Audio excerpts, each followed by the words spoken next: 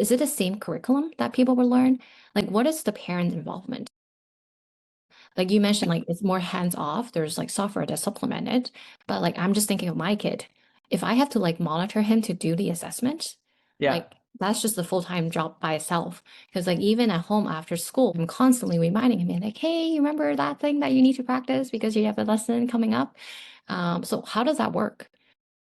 Now the tools will deliver the right material to your kids, and they'll deliver it in a really efficient way, and they'll grade it and update based on what your kid knows and doesn't know, what they deliver them the next day. There are now these like different places that essentially people are rebuilding schools, right? And so there are these things called co-ops where different moms will volunteer, or dads will volunteer for a couple days a week, and you can drop your kid off from 8 to 5, and they can hang out and they can go outside and they can play and they can do pottery classes and woodworking classes, and then they'll have study halls where someone will kind of sit and make sure that everyone's doing their work. So there are ways to kind of get around that. And to your point about like, is the curriculum the same? That's really up to each parent. I think that's the beauty of homeschooling, is you can do it different. So what's really common for all the parents I talk to is they care a lot about math.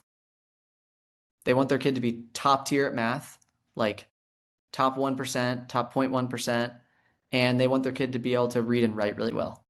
And a lot of them maybe don't want history involved, because if the history curriculums at the lower levels tend to be